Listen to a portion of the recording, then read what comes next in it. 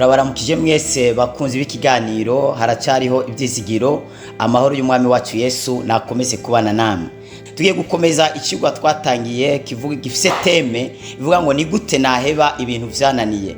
Abantu benshi barafise ibintu bifuzaga guheba ariko bikabananira kubera gutamenya uburyo umuntu yakoresha kugira ngo atandukane n'ivyo bintu biba vyaramunaniye. Muri buno buzima hari ingeso nyinshi abantu bakora ariko inyuma yaho bakiyagiriza bakabura amahoro bitewe n'ivyo bintu baba bakoze ku buryo biba bitabahimbaye. Paul yigeze kuvuga ngo ndashaka gukora iciza ariko ikibi gikanyitangira imbere, iciza ngomba gukora ntabwo ari cyo nkora.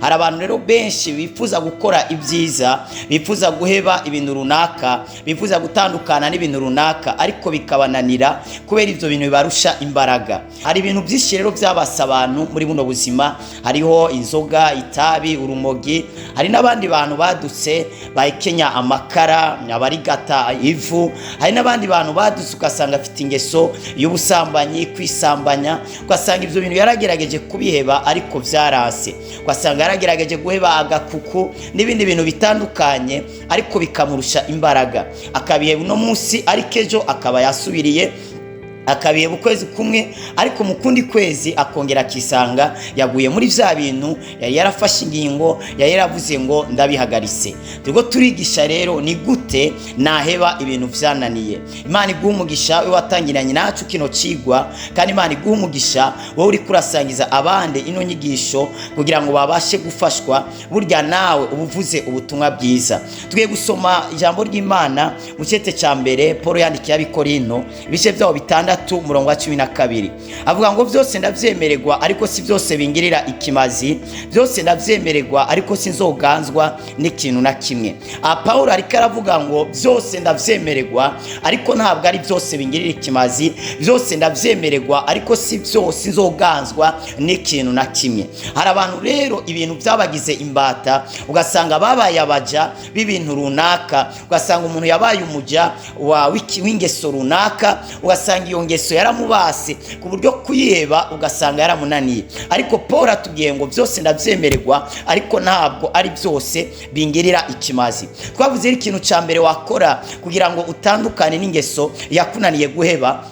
Icambere no gusenga, kubera gusenga birafite ubushobozi bwo guhindura ubuzima bw'umuntu. Turafite abantu benshi barabanyangeso mbi, barabantu babi, uhereye no kuri nje uri kurakurikirana, ariko biciye mu gusenga Imana yarabashinduye ibagira abantu beza. Nimba umwana wawe waramukubise inkoni bikanga kwahinduka, nimba umugore wawe cyangwa umugabo wawe ubona ari ikintu yahindutsemwo, mwahora muganira mukamutakiganira, yahora azana rasio akaba yizana neza, yahora kubwira buri kantu kose akaba atagika kubwira, ntabwo umwanzuro ari ugushwana nawe. Oya, niba ari n'ingeso yakunaniye iyo ari yo yose, ntabwo umwanzuro ari ugupotera. Hari n'abantu bahita baheba gusenga, bagaheba kujya mu ishengero kubera ivyo bintu baba barabihebye inshuro nyinshi ariko bakaguma babigwamwo, akaba yumva umengo yoca yiyakira ko ari umupagani, ivy'Imana akabiheba burundu. Oya, aho Satani azaba kubeshe, azaba kwiciyeyo. Utegerezwa gusenga, kubera gusenga bizagufasha gutandukana n'ingeso yakunaniye guheba. Icya kabiri rero wakora nuko twabivuze no kuba mu ijambo ry'Imana. Dawidi yavuze ngo nabise ijambo rye mu mutima kugira ngo noye kugucumuraho. Ijambo ry'Imana rizagufasha gutandukana n'ingeso zakunaniye guheba. Dawidi avuga ngo ijambo ryawe ni itara rimurikira ibirenge vyanje, ni itara rimurikira ibirenge vyanje. Yero umuntu afise ijambo arashobora kumurikirwa, arashobora kumenya ukuri kumatanye n'ubuzima bwe, arashobora kumenya ivyo akwiriye gukora n'ivyo adakwiriye gukora. Ijambo ry'Imana ni Imana ubwayo. Ko wakira ijambo muri wewe ni kuba wakiriye umuco indani muri wewe. Umwijima uragenda, birivuga ngo umuco ni mwiza n'ibibana, aho kimwe kiri ikindi kirahunga. Ingeso rero mbi ni umwijima uba uri mu buzima bw'umuntu, ariko uko umuntu yakira ijambo ry'umuco niko mwijima ugenda uva mu buzima bwiwe. Twavuze ikindi kintu ca gatatu wakora no gufata ingingo, gufata ingingo yo guhagarika ico kintu, ugafata umwanzuro, ugafata intumbero, ukavuga ati bino bintu ndabihagaritse. kino kintu ndagihebye, ubusambanyi ndabuhebye, kwisambanya ndabihagaritse, kunywa urumogi ndabihagaritse, kunywa itabi ndabihagaritse, ari ubugoro ndabuhagaritse, ari ububeshi ndabuhagaritse, kuva uno munsi nzabimvuga kuri. Ari ibintu bitandukanye, ingeso zitandukanye, ukavuga ati ndahagaritse, uhereye uno munsi sinzasubira kino kintu. Umaze gufata ingingo, twaravuze ikintu cya kane wakora ni ugutandukana n'abantu bashobora gukwegera muri ivyo bintu. Hari ingeso wumva yakunaniye, ariko kimwe mu bintu ushobora gukora cya kane ni ugutandukana n'abo bantu basanzwe bakiri muri izo ngeso wewe wahozemwo ariko utifuza kubamo. Wamaze gufata ingingo iyo gusohoka, mutandukana n'abo bantu, maze ugendane n'abantu banesheje, ugendane n'abantu izo ngeso zitabase bashoboye kuziheba, aba aribo ugendana nabo. Imana iguha umugisha. Icya gatanu ushobora gukora ni uguhagarika kuja muri ivyo bibanza, guhagarika kuja muri ivyo bibanza akorekwamo ivyo bintu. Cya gatanu wakora kugira ngo utandukane n'ingeso yakunaniye, hagarika kuja mu bibanza ukoreramo ivyo bintu biberamo. Birashoboka, hagarika kuja mu bubare, hagarika kuja mu mahoteli, hagarika kugenda mu bibanza uri wenyene. Hari abantu iyo bari kubaganira ahantu hijimye, na cyane cyane ari umusore n'umukobwa cyangwa ari umugabo n'umugore, ushobora gusanga batangiye ibintu byo gukorakoranaho, abantu ugasanga batangiye kuhakorera ibyaha. Tandukana no kuganira mu bibanza byijimye, mu bibanza biri pose, ahantu abantu bataba ariko bararengana. Tandukana n'ivyo bibanza. Urashaka guheba inzoga, tandukana n'akabare. Niba ari fanta yawe inywere muhira. Hari umuntu umwe yari yarahebye kunywa inzoga, après amezi 3 agenda mu kabare, yibaza ngo arakomeye, yibaza ngo ntibizosubira kumukubita hasi.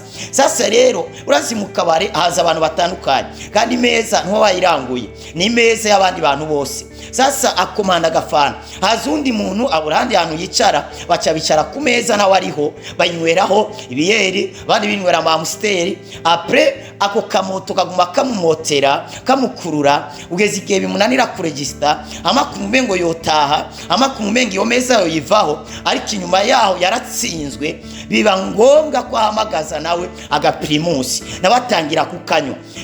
Uhereye uwo munsi bicabuye munanira kongera guheba, ahubwo acarabandanya. Rero kugira uneshe ni ugutandukana n'ivyo bibanza biberamwo ivyo bintu. Hari umuntu iyo ugiye kumuraba wisanga wakoranye nawe icyaha, birivuga ngo igisho ry'iburyo niri gutsitaza uzarinogore urivaneyo, kubera ko urikurayo iryo jisho mu gihe rigutsitaza. Hari umuntu kwisambanya abikwegegwa no kuraba ama pornographe, abikwegegwa no kureba abakobwa bari abantu babigisha ibintu by'ubusambanyi, abikwegegwa no kureba abakobwa bari gusa. Kubera ikintu ureba ivyo bintu, kubera ko ama video yashira muri telefone, kubera iki ayo ma video ugenda kuyafata kuri studio, kubera ko ivyo bintu ubikurikirana cyane. Hari abandi bantu bisambanya bitewe no mu kuganira n'umuntu, gasanga umuntu ariko arakuganiriza amajambo nyene y'ubusutwa, akagukwegera muri iyo ngeso, ugasanga hari ya munsi ibintu byamaze kumera nabi.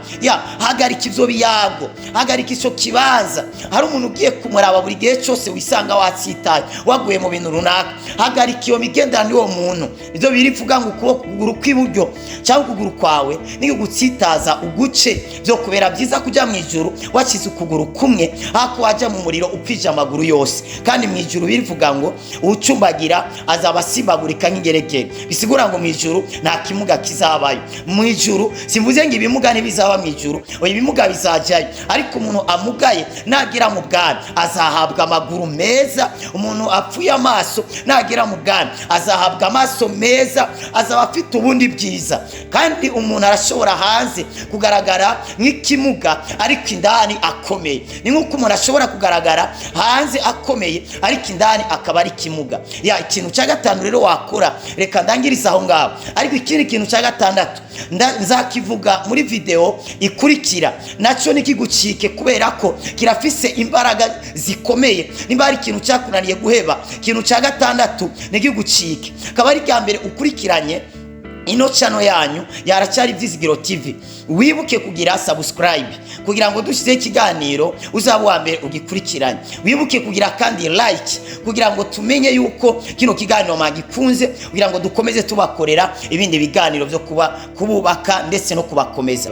Data mu izina rya Yesu ndasenge umwene data arafise ingeso, arafise ikintu yashatse guheba igihe kirekire ariko cyaranse gutandukana nawe. Yakoze amafungo, yarabihevye afata ingingo ariko byaranse. Urakoze kuduha ifunguruzo y'ibyo yokora kugira ngo abashe gutandukana n'ino ngeso. Ndamusengeye mwami Imana kugira ngo imbaraga zawe zimumanukire, ino nyota imuvemo, nyota y'inzoga, y'itabi, y'urumogi, y'ubusambanyi, gukwisambanya bitandukane nawe. Imbaraga zawe zimugote, kuboko kwawe kumusunikire mu kibanza ciza mu izina rya Kristo Yesu, amen. Imana ibaho umugisha. Wifuza gusengerwa ku mutwaro wari wo wose cyangwa ufite ikibazo wifuza gutubaza, WhatsApp yacu wadutoraho niyi +257 65 986 540. naho umunsi turayandikaho, urashobora kuyitora. Imana iguha umugisha. Mwarahizagiwe cyane.